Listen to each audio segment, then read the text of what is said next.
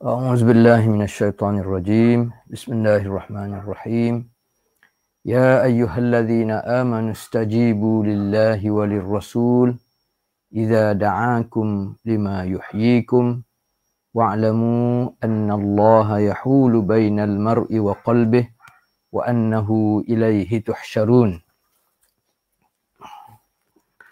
Wahai orang-orang yang beriman, istajibu lillahi walir rasul, penuhilah seruan Allah dan Rasul.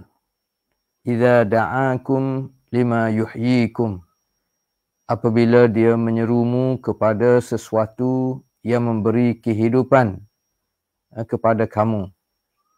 Wa'lamu anna Allah yahulu bainal mar'i wa qalbih, dan ketahuilah bahawa sesungguhnya Allah membatasi antara manusia dan hatinya.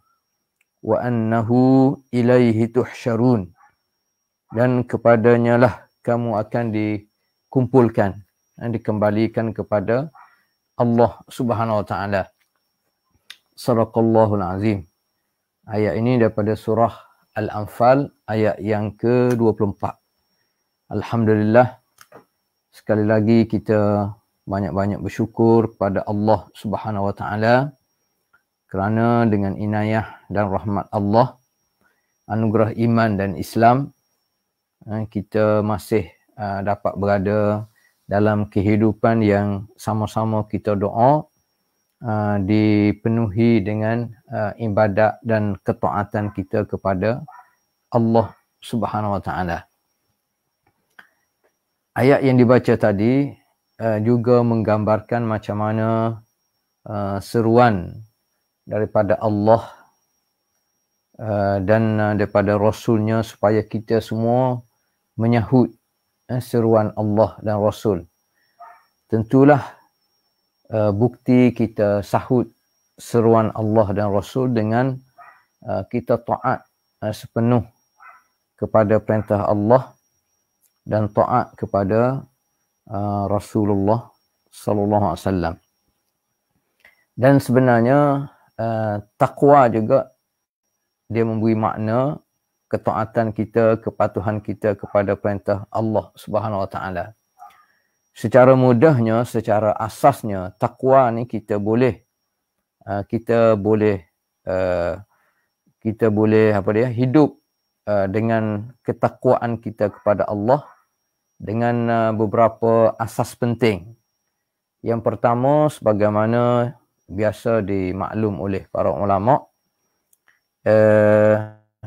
kita laksana apa yang diarahkan oleh Allah Subhanahu Wa Taala dan meninggalkan apa yang dilarang oleh Allah Subhanahu Wa Taala. Itu asas dalam makna takwa. Untuk kita perolehi takwa dalam hati kita, dalam kehidupan kita, asasnya kita berusaha untuk laksana apa yang diarah oleh Allah dan meninggalkan apa yang dilarang. Ya, kita laksana apa yang diarah, asasnya contohnya ruku-ruku Islam lah, termasuk kita berpuasa di bulan Ramadan. Kita laksana perintah Allah, maknanya kita perbanyakkan amal-amal soleh sebagai tanda bukti keimanan kita kepada Allah Subhanahu Wa Taala. Dan bukti ketakwaan kita termasuk kita tinggal apa yang dilarang oleh Allah. Contoh yang paling mudah adalah syirik. Kita kena ikhtiar untuk kita tidak terlibat dengan syirik. Kita menjauhi mensyirikkan Allah Subhanahu Wa Taala. Termasuk kita meninggal apa yang dilarang, contohnya kita tidak buat perkara-perkara yang boleh mendatangkan dosa, terutamanya dosa besar. Contohnya membunuh, melakukan kezaliman, melakukan pengkhianatan, berurusan dengan riba dan rasuah. Itu contoh. Jadi kalau kita boleh tinggalkan perkara-perkara tadi yang dilarang oleh Allah SWT dan melakukan ketaatan, maka dia termasuk dalam unsur ketakwaan. Yang kedua, untuk menyempurnakan lagi makna taqwa dalam kehidupan seseorang, maknanya kita ikhtiar, kita cuba perbanyakkan amalan-amalan sunat. Dalam masa yang sama, kita berusaha untuk meninggalkan perkara-perkara yang kita panggil benda yang makruh, benda yang makruh, benda yang tidak digalakkan, benda yang dibenci.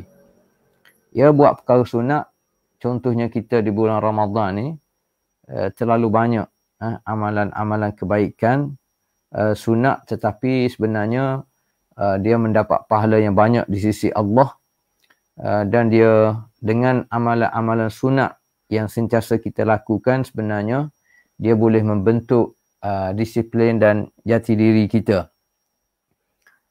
Termasuk contohnya di bulan Ramadan ni kita cuba hidupkan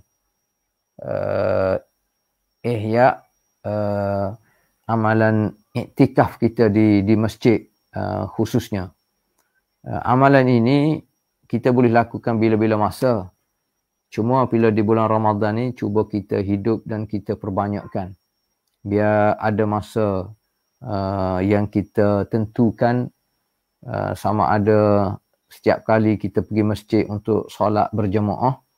Jadi kita boleh pergi awal sikit pada waktu biasa, kita boleh lewat sikit balik daripada masjid. Kerana apa? Kerana apabila sampai di masjid, kita boleh niat iktikaf. Walaupun sebenarnya iktikaf ni, kalau kita baca kajian pada ulama, dia fokus kepada masjid.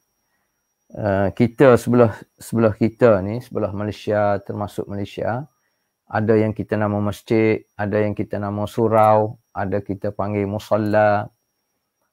Mungkin lebih pada masjid ni yang besar, biasanya masjid mukim, yang semaya Jumaat. Tapi sebenarnya untuk menghidupkan diri kita dengan amalan sunat termasuk iktikaf ni, hatta kalau di surau pun, di musalla pun, sebenarnya dia adalah tempat sujud, masjid juga. Jadi kita niat je, insya-Allah Allah lebih tahu.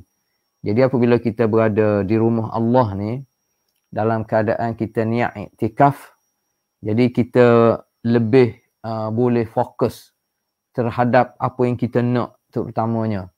Apatah lagi apabila kita berada di bulan Ramadan ni, kita rasa terlalu banyak hajat kita dengan Allah Ta'ala. Sama ada kita istighfar, sama ada kita bertaubat, sama ada kita berdoa, apa saja untuk kebaikan diri kita, kebaikan keluarga kita, kebaikan ayah mak kita, kebaikan umat Islam secara keseluruhannya. Jadi di masa iktikaf juga kita boleh fokus tentang masa depan kita, sama ada ketika hari tua ataupun masa depan kita ni berkait selepas pada kematian. Apa persiapan kita sebenarnya untuk berdepan dengan saat kematian. Sebab itulah bila kita baca Quran tadi, ayat yang dibaca tadi, ya ayyuhallazina amanu stajibu lillahi walir rasul idza da'akum lima yuhyikum. Apabila Allah dan Rasul ni, terutamanya Rasulullah SAW yang menyeru kita kepada Islam, kepada iman, kita kena yakin sepenuh seruan Nabi kita Muhammad SAW ni adalah seruan yang menghidupkan hati-hati kita.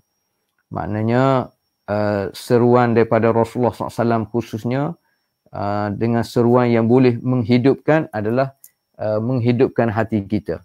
Dan hati kita ni hidup dengan iman. Hati kita ni hidup dengan berjihad fisabilillah. Hati kita ni hidup dengan infak, dengan ibadat, dengan melazimi kita membaca Al-Quran. Dan salah satu lagi faktor yang boleh melengkapkan makna taqwa dalam kehidupan kita adalah kita tidak terlalu melakukan perkara-perkara yang mubah, yang harus.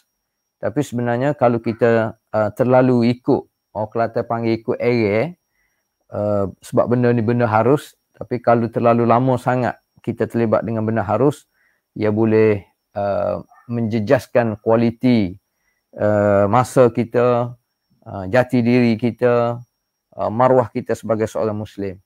Contohnya benda harus terlibat dengan permainan contohnya. Kita suka bersukan, main bola ke main apa. Tapi kalau terlalu banyak masa kita habis, dia jadi unsur ketakwaan tu boleh hilang daripada kehidupan kita.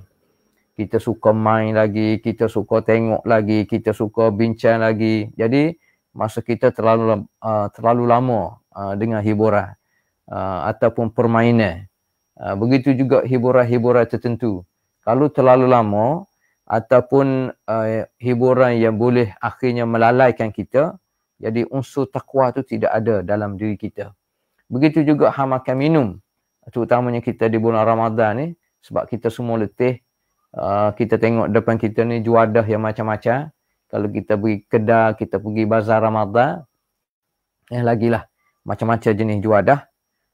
Jadi kita fikir dengan sumber yang halal daripada kita, makanan pun kita yakin halal, kita boleh beli sebanyak mungkin, kita boleh makan sebanyak mungkin, tapi kita tahulah kalau terlalu banyak makan, terlalu banyak duit kita habis dengan makanan, antara faktornya dia boleh melemahkan tubuh kita, dia boleh melemahkan jati diri kita dan semangat kita untuk melakukan amal ibadat di bulan Ramadan.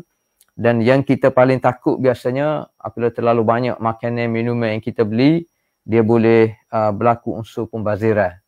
Dan setakat kajian yang dibuat di negara kita Malaysia ni, antara negara yang terlalu banyak pembaziran berlaku, terutamanya pembaziran di sudut makanan. Bayangkan kalau umat Islam di Malaysia ni ada 10 juta yang yang berpuasa contohnya, walaupun hanya pembaziran itu berlaku sekitar 5% ataupun RM1. Jadi kalau setiap orang membazirkan masa berbuka contohnya sebanyak 50 sen ataupun RM1, kalau 10 juta dah banyak dah. Setiap hari berlaku pembaziran. Jadi sebab itulah di bulan Ramadan yang mulia ni kita sahutlah seruan Allah, kerana seruan Allah dan seruan Rasulullah SAW ni adalah seruan yang menghidupkan hati-hati kita. Dan kita tahu akhirnya wa'lamu anna Allah yahulu bainal mar'i wa qalbihi wa annahu ilaihi tuhsyarun. Jadi Allah sebenarnya yang menguasai sepenuh hati-hati kita ni.